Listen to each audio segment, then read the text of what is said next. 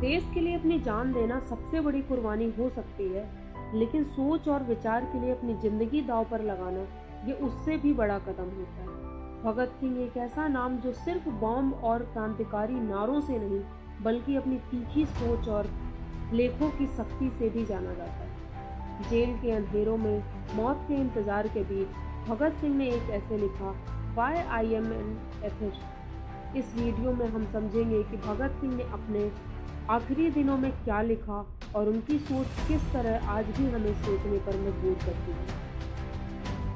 ऐसे 1930 में लिखा गया था जब भगत सिंह लाहौर सेंट्रल जेल में बंद थे और उनका डेथ सेंटेंस अनाउंस हो चुका था। उनके कुछ साथियों ने कहा कि भगत सिंह इतने साहसी इसलिए हैं क्योंकि भगवान में विश्वास नहीं करते। उन्होंने जवाब दिया, मैं इसलिए एथिस्ट हूँ क्योंकि मैं लॉजिक, साइंस और ह्यूमन रीजनिंग में भरोसा करता हूँ। उन्होंने यह ऐसे लिखा ताकि दुनिया को अपनी सोच और स्पिरिचुअल डिस्कनेक्शन के पीछे का रीज़न बता सके, एक सच्चाई जो सिर्फ उनकी पर्सनल बिलीफ नहीं बल्कि एक क्रांति का हिस्सा थी। भगत सिंह के कुछ प्रमुख तर्क इस ऐसे में ये थे, भगवान सिर्फ एक अजम्पशन है। अगर सब कुछ भगवान करता है तो मानव की जिम्मेदारी क्या है? अगर भगवान सच में न्याय करने वाला है तो दुनिया में अत्याचार, अमीरी, गरीबी का फर्क क्यों है? अंधविश्वास और क्रांति। उन्होंने कहा, रेवोल्यूशनरी अंधविश्वास नहीं कर सकता, बदलाव लाना है तो लॉजिक, साहस और सवाल करने की हिम्मत होनी चाहिए।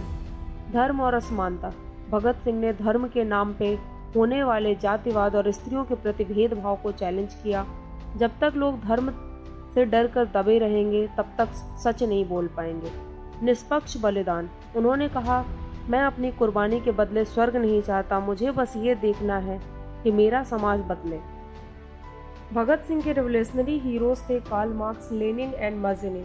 उन्होंने धर्म को एक व्यक्तिगत विश्वास माना, लेकिन जब वही धर्म पॉलिटिकल एजेंडा एंड एक्सप्लॉयटेशन का जरिया बन जाए तो उसका विरोध जरूरी है। उनकी जेल नोटबुक में उन्होंने साइंस, सोशलिज्म एंड सामाजिक न्याय के ऊपर गहरा विचार किया। उनका कहना था, मुझे मौत से डर नहीं लगता, लेकिन अंधविश्वास में जीना मेरे लिए एक जीवित मौत जैसा है।